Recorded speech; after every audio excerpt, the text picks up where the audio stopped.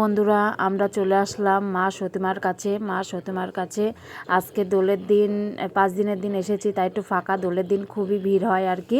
তাই সেই ডালিম গাছ, জাগ্রত ডালিম গাছ, যে যা মানত করে সেটাই কিন্তু পূরণ হয়। তা আমাদের এই দেখো চলে এসেছি সতীমার মেলা। আর এই দেখো হিমসাগর, এখানেই আমরা স্নান করবো। স্নান করে আমি এখন মায়ের নামে যে পুজোর মানসিক করা ছিল আর কি, সংকল্প নিয়েছিলাম, সেই মানসিকের স্নান করে ডন্ডি কাটবো। এখন সেটাই করতে চলেছে।